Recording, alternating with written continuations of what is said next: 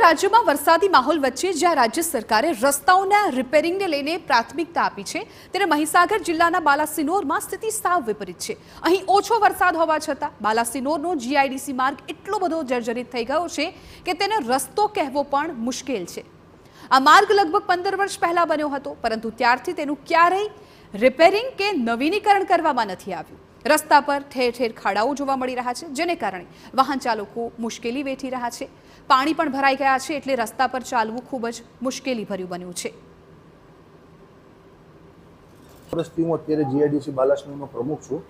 3 વર્ષમાં અમે વારંવાર રજૂઆત આણંદ અમારી હેડ ઓફિસમાં, ઇવન ગાંધીનગર ઓફિસ સુધી પણ અમે રજૂઆતો કરી છે। રજૂઆત કર્યા અમને 1.5 વર્ષ પછી અત્યારે એમ કીધું કે તમારો રોડ મંજૂર થઈ ગયેલો છે।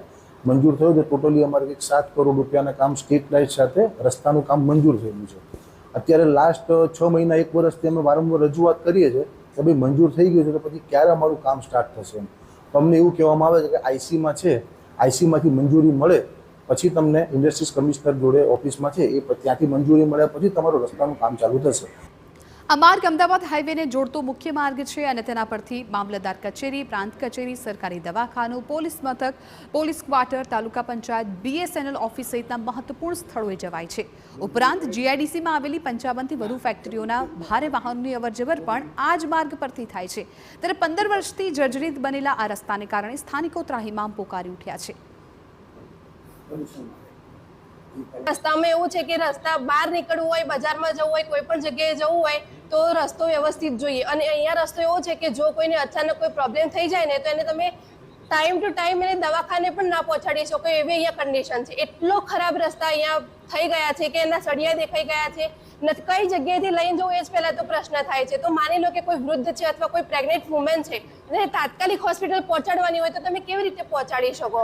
આ જ એક તો પહેલા તો મોટો પ્રશ્ન છે। હા, રસ્તાની સમસ્યા છે કે આ પોલીસ લાઈન છે અને જે પોલીસ લાઈનથી બહાર નીકળવાનો જે રસ્તો છે જે મુખ્ય માર્ગ અમદાવાદને જોડે છે, ત્યાંથી અહીંયાથી ત્યાં જવા માટેનો જે રસ્તો છે બહુ ખૂબ જ ઉબડ ખાબડ છે, જેથી એક્ટિવા લઈને જવાનું હોય ને તો બી પડવાની સંભાવના છે, એક્ટિવા સ્લીપ ખાવાની સંભાવના છે, એવી બધી બહુ સમસ્યાઓ છે।